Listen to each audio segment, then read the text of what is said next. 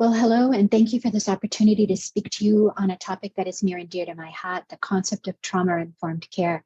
My name is Mary Coughlin. I'm a neonatal nurse practitioner by training and the president and founder of Caring Essentials Collaborative. Little did I realize 10 years ago, the impact of my stepping in as an interim nurse manager on an inpatient adolescent psychiatric unit would have on my personal and professional developmental trajectory. But here we are talking about trauma-informed care in the NICU and its relevance on the culture of care for babies, families, and the professionals who serve this incredibly fragile patient population. Trauma in the neonatal intensive care unit has implications for all of the inhabitants. While healthcare professionals cannot eradicate the trauma, they can buffer the experience, cultivating resilience in those they serve while also reducing their own experience of compassion fatigue and burnout.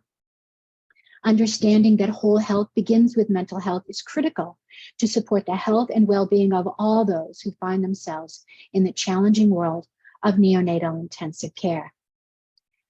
My learning objectives are presented here on the slide, and I'll start off by encouraging you all to embrace our collective stories.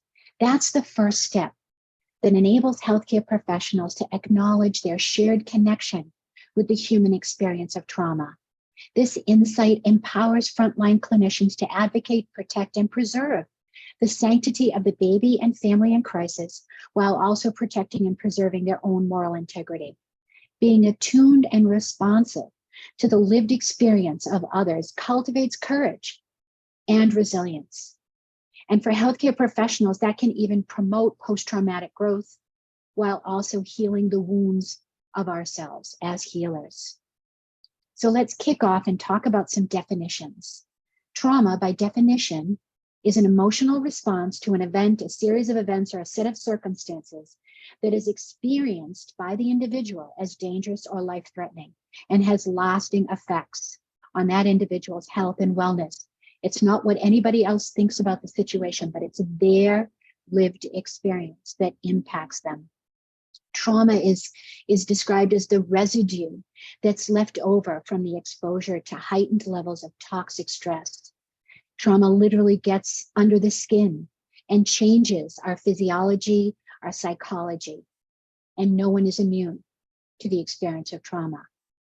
Trauma-informed care is an approach that realizes the pervasive nature of trauma in everyday life and the profound biologic relevance of meeting the basic human needs of safety, belonging, and dignity for all individuals.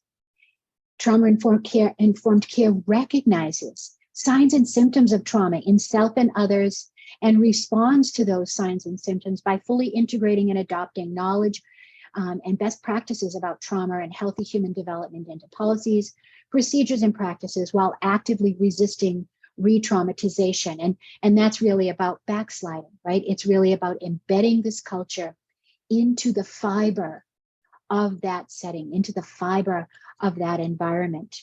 We all have a trauma story. For the baby, it's critical that we acknowledge that the number one traumatic experience endured by a newborn is maternal separation, that alone initiates a toxic stress response that then becomes the foundation for all the subsequent traumas that tiny individual will experience. We know from the research that traumatic early life experiences derail healthy development.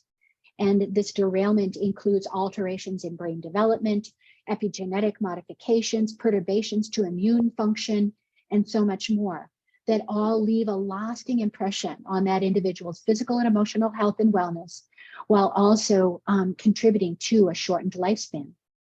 For families, the NICU experience of trauma is superimposed on a pre-existing story of trauma, right? Everyone has their own story. And that backstory includes exposure to systemic traumas, whether that's racism, sexism, ableism, heterophobia, xenophobia, all of those types of things. And then within the context of the social determinants of health and wellness, all of these contribute to how the individual, the parent, or the family are able to cope with the uncertainty, the terror, and the overwhelm that is so often associated with one's newly born baby facing a life-threatening illness or a life-threatening situation. And then for us as well, our story, our own backstory, our history of trauma influences how we show up, influences how we move through our life and move through our work. And so the work that we do in bearing witness to the suffering of others is superimposed on that backstory as well. And it's a very slow moving, but yet insidious toll that bearing witness takes on us, both physically and emotionally. It can even undermine our moral integrity and exacerbate our feelings of stress and post-traumatic stress as a consequence of the work. How we actually distance ourselves from the lived experience of those we serve is actually dehumanizing to us as well as it is to others. So being cognizant of all of these dimensions, that distancing phenomenon is a big contributor to burnout and compassion fatigue. When we look at the work of Laura Vandernoot Lipsky and her publications talking about trauma stewardship and identifying trauma exposure responses in those that are members of the helping profession, human service professionals. And then also looking at the work of Kristen Neff and Roshi Joan Halifax, emphasizing the profound relevance of practicing self-compassion to preserve our moral integrity and keep our cups full. Because as Jean Watson says here on the slide, how one is with oneself affects how one is with others. And in turn, how we are with others is how we are with ourselves. You cannot pour from an empty cup. You cannot give what you do not have. And so, caring for those that are in the throes of trauma requires us to be grounded with a full cup so that we can bring our best selves to the service of others. And for me, that really is exemplified in this model of the trauma-informed lens. That a trauma-informed care approach is a holistic framework that emphasizes the critical nature of social connectedness. And it's framed by these layers that you see on the slide. The first layer are those white boxes. Those are the 5 core principles or values of a trauma-informed approach: safety, choice, collaboration, empowerment, that all together result in creating a milieu of trustworthiness. And they're interlaced with these multicolored boxes. Those are the 5 core measures for trauma-informed care. It's about a healing environment, physical, human, and organizational environment. It's about protecting sleep, ensuring that sleep is refreshing, that it's tranquil, that it's nurturing. Pain and stress, it's looking at prevention, assessment and management, and non-pharmacological interventions. Activities of daily living, that's when we're looking at posture and play. Enjoyable mealtime experiences, shifting the language away from feeding encounters where we're doing to versus creating an experience that is enjoyable and nurturing. And then skincare and hygiene, that's the third component of activities of daily living. And then the final core measure here is about compassionate collaborative relationships. That's about emotional well-being, self-efficacy, and communication. And so these are kind of the actions and intentions of a trauma-informed paradigm that are really influenced by that outer ring. And those are the attributes of a trauma-informed professional. Those are the qualities or characteristics that a trauma-informed professional brings to the work that they do by being knowledgeable, not just empirical, but all ways of knowing, by practicing a healing intention. That's that loving kindness, generosity, hope, authenticity, building personal wholeness so that I can have that full cup and have the resilience and the stamina to endure the challenging interactions, both physically, emotionally, and spiritually, in service to others. And these 3 create a foundation that enables me and emboldens me to act courageously, be an advocate, practice intentional role modeling, share my knowledge through scholarship, and become that leader for change. The takeaway from this lens is that trauma-informed care is not about doing to. It's doing for, but grounded in a being with intention and intentionality. So the implications of a trauma-informed paradigm, what we know from the literature is that a trauma-informed organizational culture positively impacts staff psychological well-being, which then enhances the quality of care that's provided and improves patient outcomes. That when we humanize the NICU experience by acknowledging its traumatic nature, we can really reposition how we engage and favorably impact safety, quality of care for babies, families, and for ourselves as well. That being trauma informed is essentially the path to becoming a more loving expression of who we are and who we've been called to be in this profession, in this work, and in this lifetime. That this loving expression, as I mentioned before, includes the words we use in our day-to-day communication with the infant, the family, and each other, reminding ourselves that language is powerful and that changing the discourse can lead to changing action. Shifting away from labeling and judgmental terms and terms that don't fully represent our intention, that truly love is at the heart of what it is to be trauma informed. And so I'm going to share this, this brief video with you.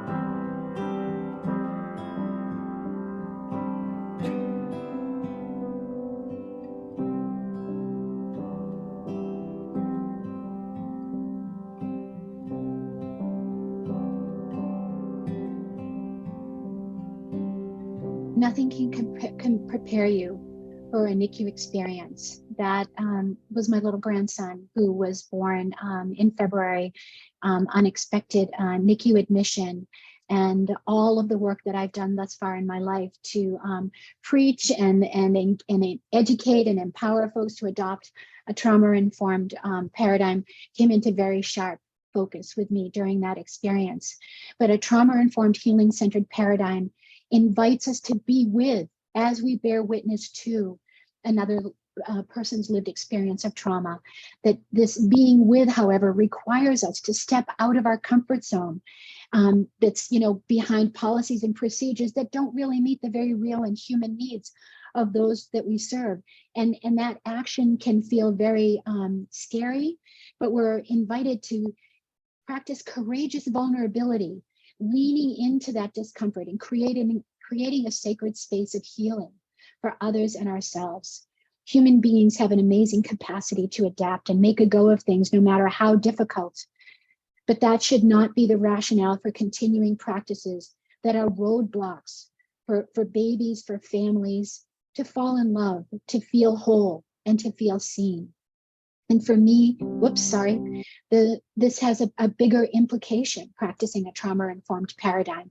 It has global implications that if we can intervene during this incredible defining moment in an individual and a family's life, and show compassion, live compassion, mitigate the experience, share the experience, and walk alongside, we can really help these individuals and these families cultivate resilience and courage and grow through, not just survive the trauma, but thrive and flourish and continue to grow into that healing space that will bring them peace and closure on their trauma, and also help them see that they're much bigger than their story, that it is in the social connectedness that we really can thrive. In the words of Frederick Douglass, it's easier to build strong children than to repair broken men. We need to be mindful of the mental health outcomes that are persistent when we don't manage and mitigate the trauma experience for the babies, for the families, and for ourselves. Thank you so very much for your time and attention. I look forward to your questions.